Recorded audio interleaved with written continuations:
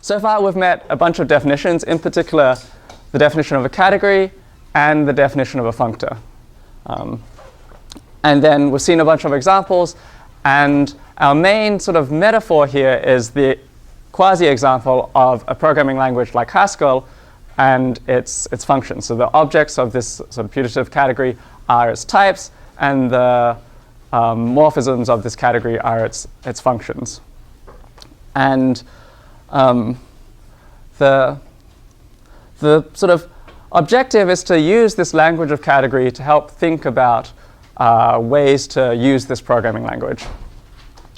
So in this lecture, we sort of actually start using these definitions and start working within this language rather than just giving you more and more language to sort of keep track of in your head. And the main task over this next series of lectures is to think about how to use this language to refer to to construct types, or to refer to new types given some collection of types that we have already. So the sort of theoretical category-theoretic idea that's underpinning this is the notion of a universal construction. And in this lecture, well, we're going to sort of meet a few basic examples: terminal objects, initial objects, and products, and see how they're implemented in code. But I want you to pay attention to two particular things. One is this perspective that category theory is about arrows, and we're going to define these constructions sort of universally in terms of how they relate to other objects in this category, So this idea of an arrow and sort of talking about things in terms of mapping in or mapping out properties is a recurring theme. And so we think of, in this vein, we think of either this object as sort of a probe or a test object, or alternatively, we think of this object here, the receiving the arrow, as sort of observing what's going on the other side. Observer, right? So that's one thing to pay attention to. The other is that this is a fairly different mode of thinking to sort of the element-wise set theoretic thinking that you sort of often work with when you're working with sets and functions and in math, but also in programming languages. Sometimes you work in that sort of style.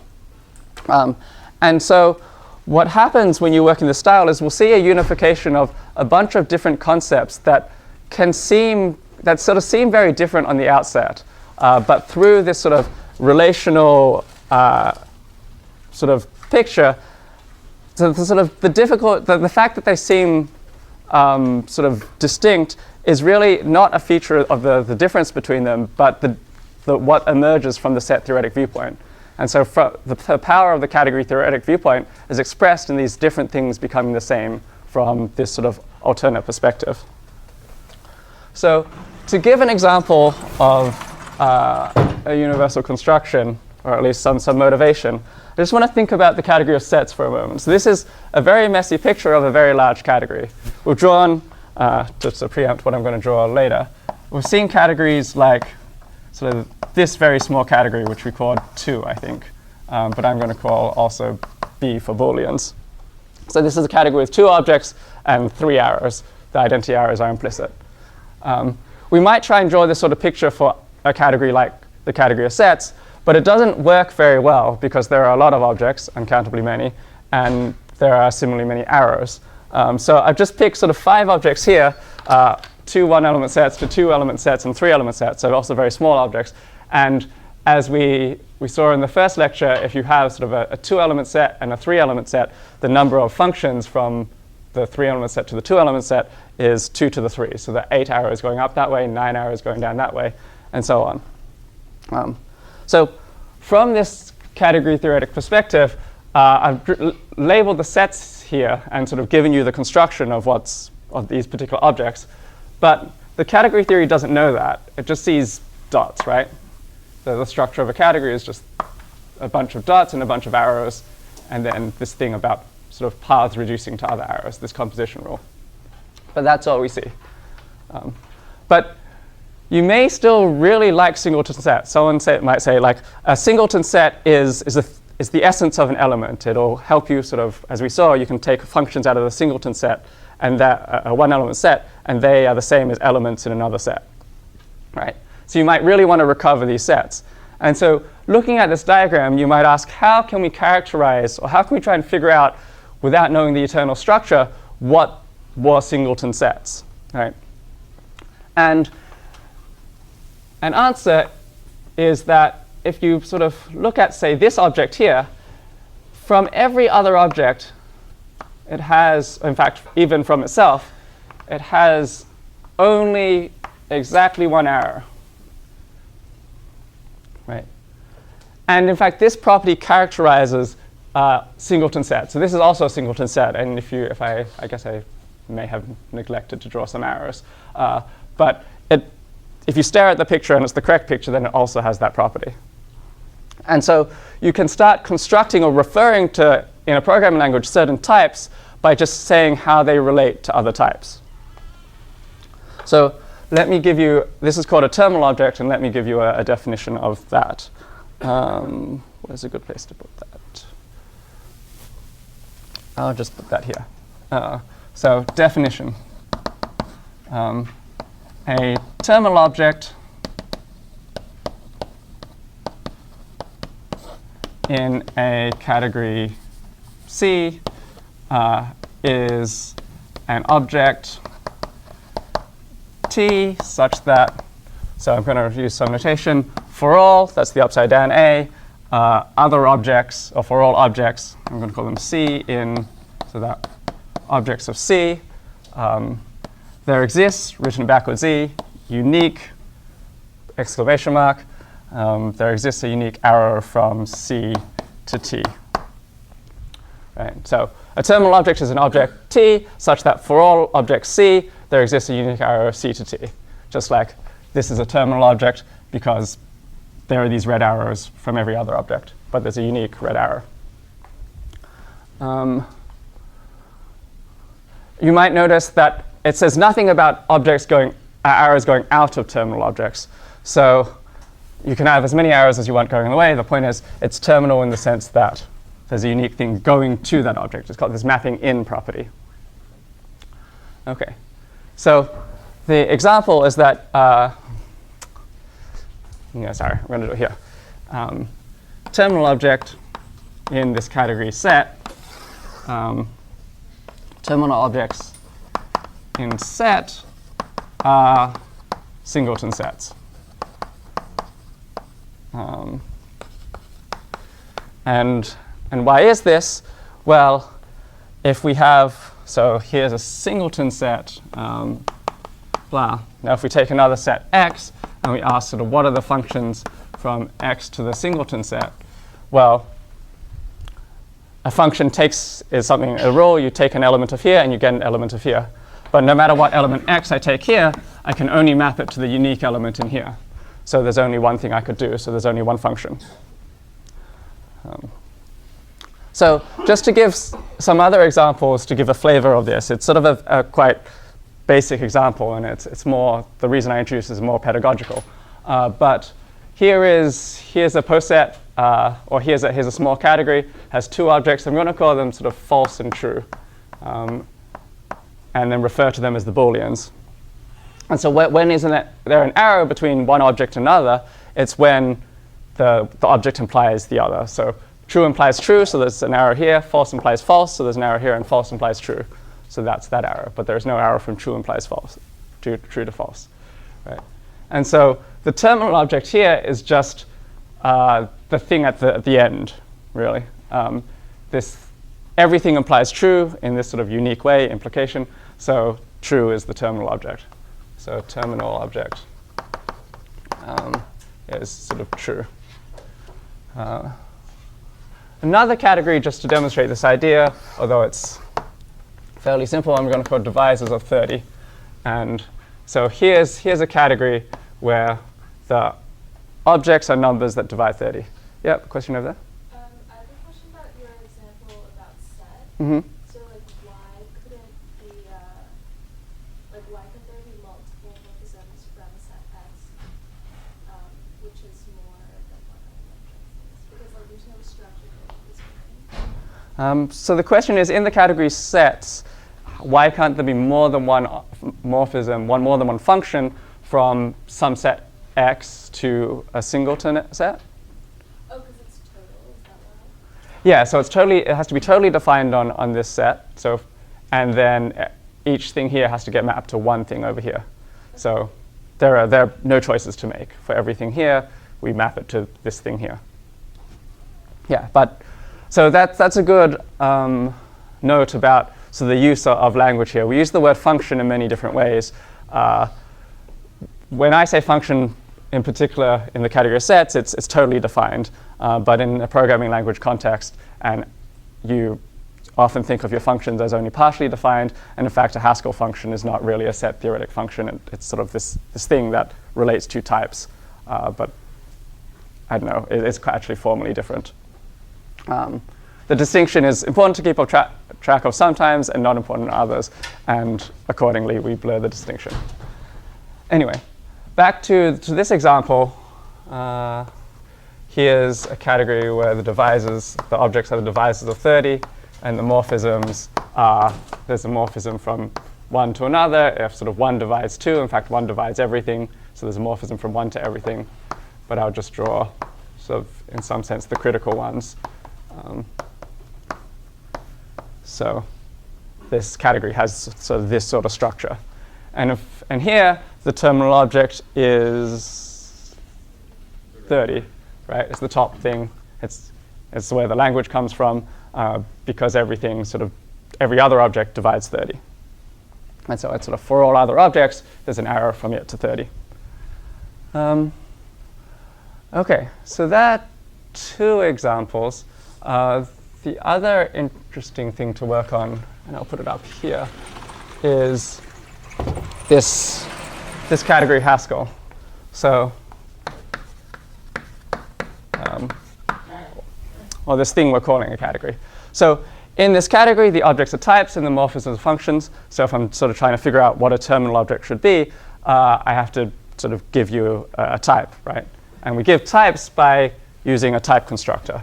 So to declare a type constructor, to declare I'm writing a type definition, I write data. Yep. I have a question about the definition of unique. So, Mm-hmm. for example, the division, Mm-hmm. get 30 for 1 has several ways to get to 30, and we define them all to be. In this category, so that's more a question about the definition of this category. And in this category, you consider every way that 1 divides 30. If you, I don't know whether you want to consider that. Oh, you consider, if there are multiple ways, you consider them the same. So there's only one way 1 divides 30. OK, so we're defining a type that is going to be our terminal object in this category-like thing. We write the word data, and then we have to write a type constructor. So since I'm trying to define a terminal object, I'm going to call my type constructor terminal. And so this says that I have a type called terminal. It accepts no arguments, so it's not dependent on any other. Well, it's not constructed from any other types. Once I write down a type constructor, I have to tell you how you exhibit a value or a term of that type. So I write down some value constructors. And the intuition comes from the category of sets, and we only really want this to have one sort of one value in some sense. So I'm going to just say we're going to call that value constructor, make a value of the terminal object, make term, right? And this again accepts no other types. So this is my claim is that this sort of behaves like a terminal object in this category thing Hask. And so to sort of evidence that claim, I want to say that for every other type, there's sort of a unique function Haskell function to this object. So to exhibit that, I'm going to call that function sort of bang. And instead of providing sort of functions for each individual thing, I'm going to do it in a sort of polymorphic way. So this defines a family of functions in Haskell. Right. So this is A is a type variable, and so this says that for all types A, I get a function from that type to terminal. And now that I've provided a type signature for my function, I have to provide an implementation. And that implementation is going to say bang. So I can pattern match is the easiest way to write this. Sorry? Oh, sorry. I pattern match on that. So I take any term of type A, any value of type A, and I need to provide a value of type terminal. I only have one constructor, so I do that, and that's my implementation of that function. So this type terminal behaves like a terminal object. In fact, it's important enough that it's just defined in the language itself, and so it's given the name bracket, and we call this sort of the unit type. So it's sort of like an empty tuple, and we'll see the reason for that later this lecture. And the unique type constructor for the tuple type, or the unit type, is sort of punned. It's just the same symbol again. But so this thing, you might have the expression sort of, this is the value of the unit type, and its type is the unit type. OK. So that's sort of some examples of terminal object-like things. Question? Is there a meaningful difference between this and the empty case of a maybe? The nothing case that we saw yesterday. My instinct is to say yes and no. Like it's just an element that you shove onto something, right? But it somehow that when you have the maybe type, you're putting that element into another type, whereas here it's standing alone. Another question. No, sorry. So like I could make so many different things like that with different names and call this like terminal one, and then the thing in it is elephant or something like that. So like, but they'd all be isomorphic to each other. So that's in some sense it's only really one terminal object. Right. Right. So we spoke a bit about the correct notion of sameness from a category-theoretic point of view being an isomorphism. So when you can convert one object into another and back without sort of losing information. So the maps in each direction compose the identity. And I've sort of been a bit lazy in my language, as you'll see with any of this sort of universal constructions type stuff, where I say a terminal object in the definition, but then I speak as if there's only really one. And it's because any two sort of terminal objects are isomorphic. And so that sort of plays out in Haskell. Like you can use different words here, but the words don't really matter so much for the actual sort of like program you're trying to write, as long as you make sure you refer to them in the right way, like you use names consistently. It's actually a fun exercise to prove that all terminal objects are isomorphic. And in fact, all universal constructions are isomorphic, but I'll leave that to homework. I want to sort of dualize this definition now, just as a quick exercise, because that is something interesting to do in category theory, and we'll see that this is a theme throughout. So it's good to do in these simple examples. So the opposite of a terminal object is an initial object. So an initial object, because it's at the beginning in some category C, is an object I such that for all C in ob C, so for all objects in the category, there exists a unique map not to the initial object, not a mapping in property, but a mapping out property. There's a unique map from I to C. And to quickly go through the examples here, the initial object here in set is the empty set. So we write that with this sort of 0 thing. This is separate. And why is this? Well, if you have a function, what does a function do? So if I want to define f from the empty set to another set x, a function says, for every value of this, I have to get a value of x. But there are no values of this. So if I'm trying to define a function, there's just basically nothing to do. I just have this sort of empty function. And that's the only thing I can define.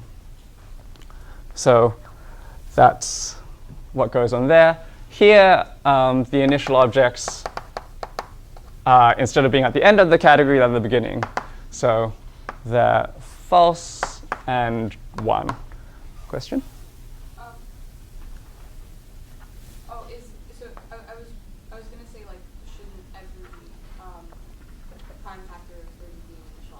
But I guess one like goes into all of that. Yes. Okay. Yes. So the comment was, you might expect that every prime factor should be an initial object, because in some sense they seem atomic in this setting, but really we consider 1 as a divisor of everything, and so in this category 1 is initial.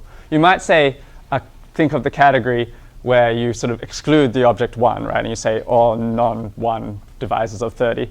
And in that sense, instead of saying you have sort of these 3 initial objects, you just have no initial objects, because there's no arrow from 2 to 3, because 2 doesn't divide 3. So universal constructions and categories don't have to exist. But luckily, or sort of for what we do in this programming language setting, we only really use universal constructions that do exist in this category, because otherwise it's not really useful for defining types. Questions? That one first. So it seems that you could have some categories with both an initial object and a terminal object coinciding. Yes. Does that ever come up in the programming languages example? So a great example of that is the category of vector spaces, if you know what that is. The sort of 0-dimensional vector space is initial and terminal. It doesn't come up in any practical programming language that I know, but it is related to ideas of linear logic and resource-aware languages. So maybe it'll, I don't know, it's an active research topic. Question here? In the div 30 example, 2 and 35 are not initial objects. No. Is it because of 1, or is it because that, for example, 2 cannot go to 15? It's because of both, essentially. Yeah. So the initial object says that for every object, there has to be a map from 2 to that object. So it would say that 2 divides, if 2 was initial, it would say that 2 divides 15 and 2 divides 1, neither of which are true. So both are counterexamples. Okay. You said categories do not have to have universal constructions, but existence of, for example, an initial object, what does that imply about that category? It implies that you can work with it in a certain way, where you sort of take this initial object and use it in terms of its properties. So the answer to that sort of question might become clearer throughout this lecture when we get to products, where we'll see we take this idea of a universal construction and then we use it, we sort of assert their existence in Haskell and then use that to construct sort of programs using not sort of the particular construction of the type, but its properties. So just to complete this example chart, it's useful to think about what would be the initial object in Haskell too. And so the initial object is known as void. So it's a type, so I'm declaring a type. And so I write data and a type constructor. The type is called void. And then I need a value constructor.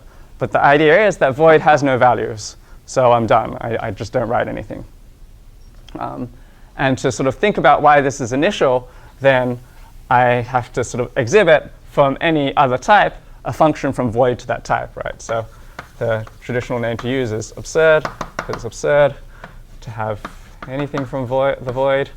And so I'm claiming that there exists sort of a polymorphic function of this type, which is just the analog of this, but flipped around by this duality idea.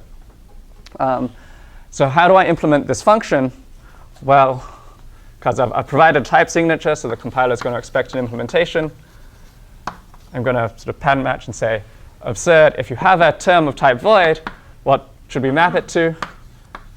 And here, you just have to satisfy the compiler, basically, because you can't actually construct a term of type void, because void has no type constructors.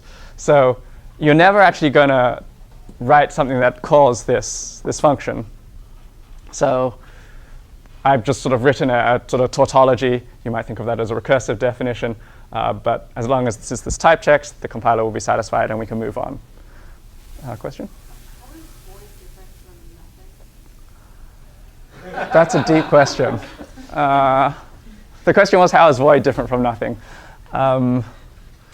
What is nothing? So, Nothing has one element, more or less, right? So from yesterday we talked about the type constructor nothing for the term, for this sort of functor maybe. void is a type, whereas nothing is a term of type maybe A, or a value of type maybe A. So they kind of live in different namespaces. Is void used the same way like in other languages we use none? I don't think I'm fully qualified to talk about what's happening, but it seems like a no, the hive mind is saying. Okay, none is like nothing. Like most languages doesn't even have this type of void construction. Yeah, so that comment was void is the type of a type error. Void is, yeah, I won't, there are places you might not see a use for this, and that's perfectly fine. Maybe later in the course when we talk about monads and continuation monad or something, we might sort of hint at a use for this type. But it's sort of a nice structural property of Haskell that it exists and can be defined. Yeah. It's more of a remark. You really want the compiler not to query to write this, right? You want the compiler to know that there are no constructors, so you don't know how much they actually can do this. You can case match on this X and write no cases, and it will be okay. So the comment was that we can use case blah to a different syntax to write this function, and that would work. Yes. Okay. So now I want to get to products, which are the sort of interesting part of what's going on today. And to do this, I just want to start talking about the category of sets first. So let's take two. So we're sort of in the category of sets, right? So our objects are sets, and I'm going to sort of draw two sets here. This one is going to be called A, and it contains two elements, A, B. And this one is going to be called B, and it contains elements 1, 2, 3. And you might feel already, if not, I'm just going to assert it, that the Cartesian product, this sort of set of pairs of these two things, is an important construction. It's useful. We saw it in at least the notes. We more formally define the notion of function, and we already use the notion of product. We've used the notion of product across the last few lectures without really highlighting it. But there's the idea is that there's this sort of thing, A times B, whose elements are pairs. So a pair of take an element of A, take an element of B. So in this particular case, the product notation is nice because it has sort of we sort of multiply the number of elements to figure out the number of elements.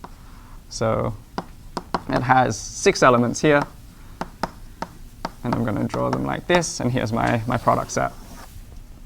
Right, and so this is a very element-wise construction, and so one of the questions you might ask from a categorical point of view is what actually is going on that makes this construction important, and can we express it just in terms of functions and, I guess, labels or sets, and not talk about elements, right? And so when you think about it, what is going on with these labels? One of the aspects is that these labels are really saying how this set relates to these two sets. And it relates by this notion of projection. We have these functions, which I'm going to call pi1 for projection onto the first factor and pi2 for projection onto the second factor, that sort of take a pair, sort of pi1 takes b3 and just gives you the b. Right? So this is part of the structure of a product. But moreover, there's this great sort of relationship that you might notice already that says what is an element of, if I want an element of here and an element of here, it's the same thing as expressing an element up here. So we're thinking element-wise, but how do I express that a bit more categorically? First, I'm just going to assert there's a singleton set up here. And an element, as we saw, is a function. So this may be a function that takes this unique, let's call the unique element star in here, right? And I might take the function that maps this to A. And here I have a function, so I'll call this F, say, and this is G. And we might also map this unique element to, okay, it's gone to 3. And so how does the pair of elements correspond to here? Well, that element, that choosing an element here and an element here is the same thing as mapping this, as choosing this element A, 3, right? And the sort of labels take care of that intuition for us. But generalizing slightly, the same happens if we replace this with any other set. So I'm just going to write C there. So if C is a 2-element set, then recall that functions from a 2-element set to each of these things are pairs. So what it's saying is that what I'm trying to communicate here is that a pair in A and together with a pair in B is the same as a pair in A times B, right? And so on for triples or whatever object we put up here. So how you write that using this Hom set notation is that functions from this object C to A, and if we have a function, so I'm already using this product notation, but a function from C to A and a function from C to B is the same as a function from C to A times B. And the relationship is given by sort of composing these arrows. So what I'm saying is given an f that goes from A to C to A and a g that goes from C to B, how do I get a function that goes from C to A times B? Well, I choose the function, I'm going to call it h, and if we're given an element x in C, it's going to map it to the pair f of x, g of x. And conversely, if I have some function h that's mapping, that's sort of choosing elements of the product, then what I can do is I can project out. So if I have h here, I get a function, so h is a map from a function from C to A times B, and I can convert it to the pair sort of h. So we do h after, no, sorry, we do pi1 after h, and then we do pi2 after h. So you sort of, and the correspondence, the idea that these are the same thing, is expressed by sort of these laws, the idea that this is an equality. So, i.e. the commutativity of these diagrams, f is equal to pi1 after h, and g is equal to pi2 after h. So this is a very abstract picture, but we'll be playing with it for the next half an hour and just seeing how this sort of is abstracted and then implemented in code. Any questions at this stage? OK, so let me give you sort of a definition of this abstraction. And I'll put it over here. So definition, given two objects A, B in some category, the product of A and B is, so this object, which we just write, so this refers to a single object, A times B, and these projections. And then we have an expression like we have in the definition of terminal inertial objects. So such that for all, so things that we compare to, and the things we compare to are other sort of spans of the shape. So for all other objects C with the mappings f and g down to A and B, there exists a unique sort of mediating map, so this h, from C to A times B. So you see this mapping in property, but then such that it has this correspondence. So such that pi1 fh commutes. So this is the one that sort of exists uniquely. And also, if we do pi2 and down to b after h, that's the same as g.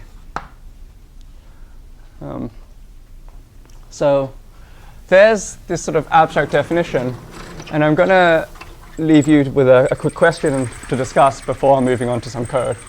So the question is sort of what are products in these two examples? So given sort of false and false, what is its product? Or given sort of 2 and 3, maybe 10 and 15, what are the products of, what is the product of 10 and 15 in this category? So there are two questions to discuss. And then you might think about sort of what the product in Haskell is. So I'm going to switch over to Bartosz now, but discuss that for sort of 2 minutes while we change over, and then Bartosz will come back and talk about the code. Seconds. Okay, 10 seconds. All right. So quickly. So Brennan said that all this stuff that looks very abstract, diagrams, uniqueness, existence, okay, that this can be translated into Haskell. And this really sounds implausible, right? So I have a really a hard task here in front of me. I have to like show you that actually there's one-to-one correspondence between these diagrams and Haskell code. Okay? So let me start first by trying to define a product, to define product in Haskell. Okay? So let's start with this initial diagram. This is A cross B. This is A. This is B. Right? We have these two projections, pi1, pi2. A mapping from 1 picks an element in A. Let's call it X. Okay, so this map was called X, but also it's the same as calling an element of X. An element of A called X, right? This is an element Y from 1. And this picks an element of A cross B, right? Because it's a mapping from a singleton set, right? And I'm claiming that I can write a data structure in Haskell for this thing. Okay? I'll call it a pair. So I'll call it data pair. Pair of what? Of A and B, right? So these are two types now in Haskell, A and B. So it has to be something that depends both on A and B. So now we have a type constructor that takes 2 arguments instead of 1. Okay? Very simple. It's like maybe by the end of the course we'll have like type constructor with 10 arguments, right? And I need the data constructor. So let's call it make pair. And I'm saying that this constructor should take 2 arguments also, creating a pair, right? One should be of type A, this guy, right? This type A, and the other should be of type B. Okay? And I'm saying this is a product. Okay? Why is this a product? Well, first of all, does this have these 2 projections? Okay? And there will be a little bit of cheating because like I'm going to use the existing idea of a product in Haskell to write this code, right? But maybe this will illustrate stuff a little bit. So it has 2 projections that I can define. There is a projection called first, and it should go from pair AB to A, right? So I'm going to replace these things now. I'm slowly. So this is pair AB. I'm replacing pi1 with first, and I'm replacing pi2 with second. Okay? Slowly replacing the stuff. How do I implement this? Well, I can pattern match on this constructor, right?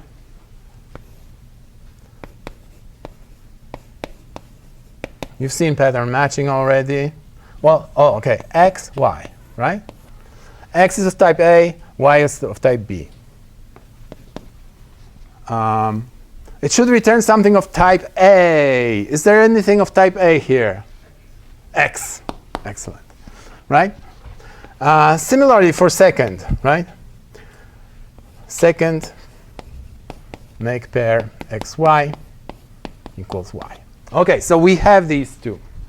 Now the proof that this is really a product also means that I have to show that if I put anything here, C, F, G, then I can find an H. Okay, can I? So I need to define a function that would take f and g as arguments and produce a function of like h, right? So let's call this function tuple.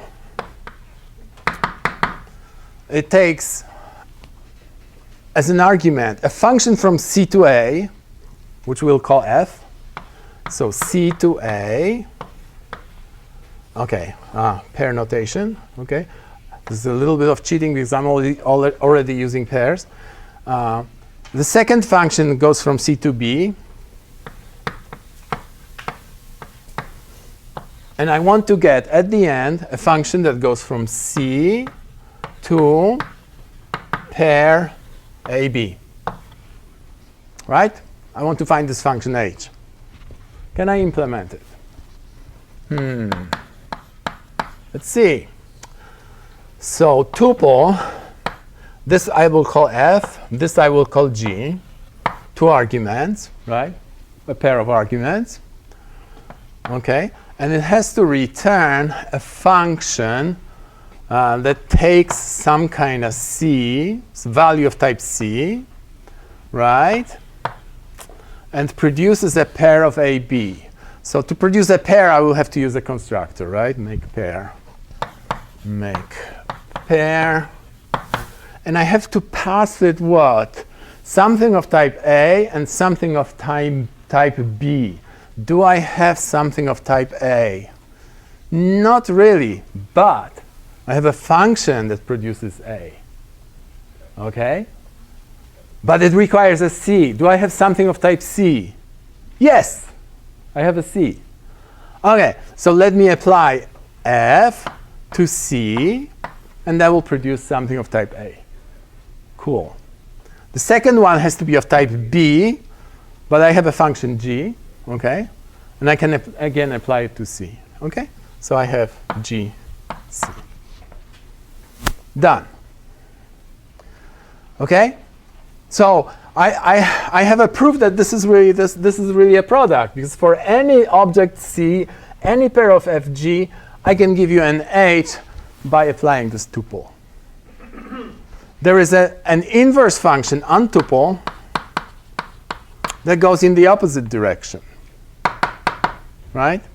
It goes, if you give me an H, then I can give you F and G. Okay? So given a function from C to pair AB, you should give me back a pair of functions from C to A and from C to B. Okay? On tuple.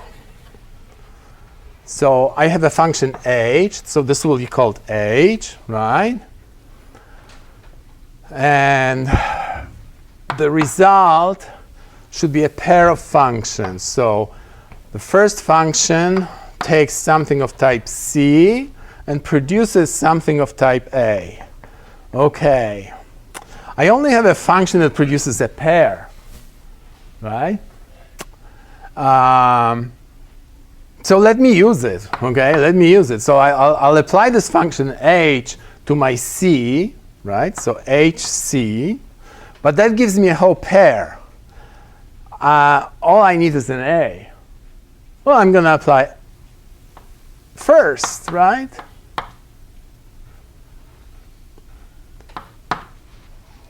I can even write it like 0.3. I can say this is a function that's first circle h. Okay?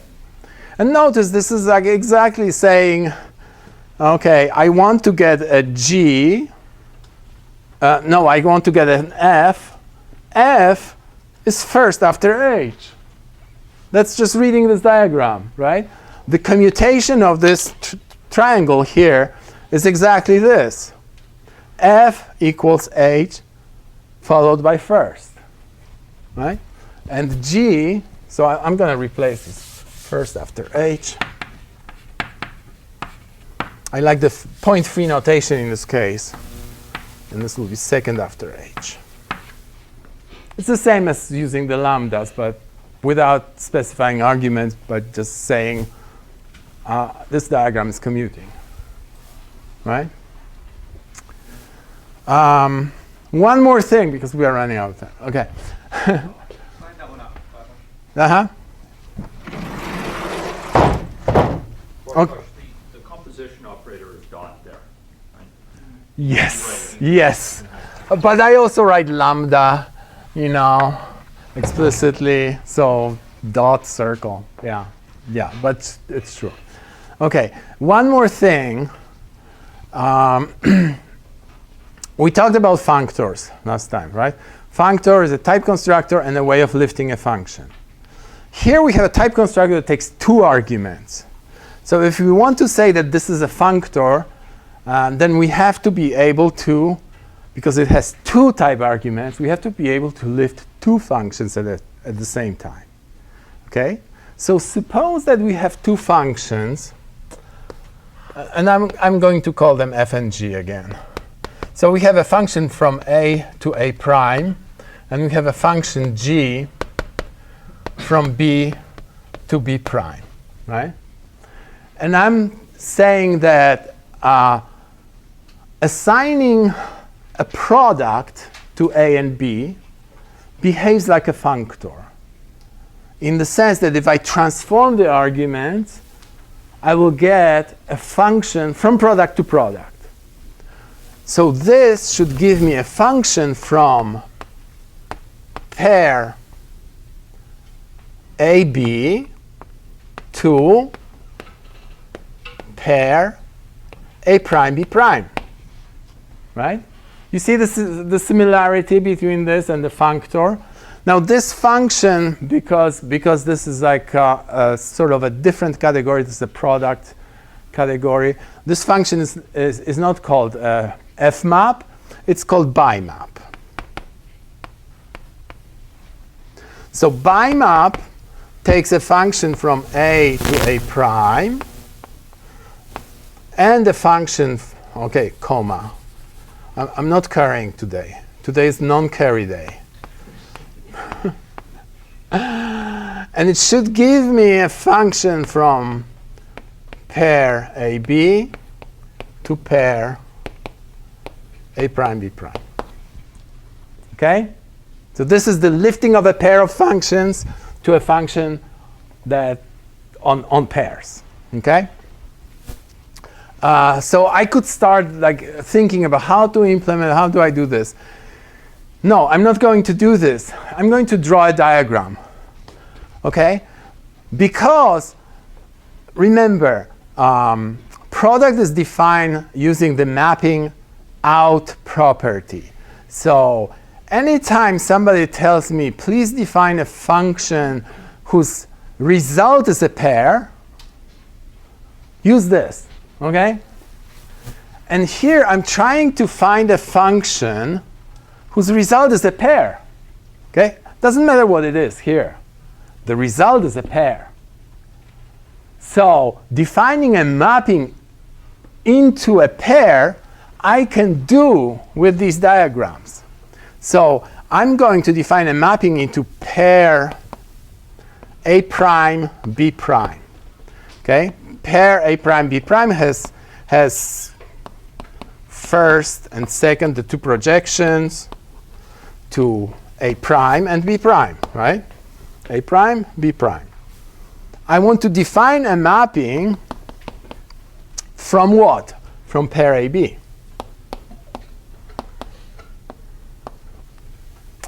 In order to define this mapping, and this is the trick, you know, this is a harder problem that I can split into two simpler problems of defining a function here and defining another function here. This is the whole trick. You know, this whole construction, universal construction, lets you simplify your problem, decompose it into two smaller problems. So how do I find a function from pair AB to A prime? Okay, I have something that produces A prime. That's this function f, right? So I will have to use f, but f gets me from A to A prime. Here I can use the function g that gets me from B to B prime. how do I first, okay. First, and here, second. Okay, so I have two functions, right? One function, another function. They will give me this function easily, right? So by map, this will be f, this will be g, equals. And how do I do this? I have this tuple thing, okay? I'm just going to use tuple. Tuple is something that takes two functions and produces the third function, right? So one function is f after first, and the second function is g after second. I'm writing dots, okay? Second. Just switching between these two languages is kind of hard. And that's it. Done. And the right-hand side is kind of nice, point free, right? And this is like a very fast way. You know, look at the diagram, just read the diagram, read the damn diagram and write it down, and you have code from category theory. All right? So for homework, maybe, I want you to implement several other functions that are mapping into a product. For instance, there is a function from product AB to product BA. Pair. Thank you.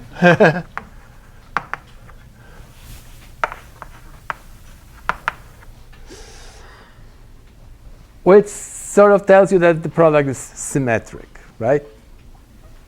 There is a function.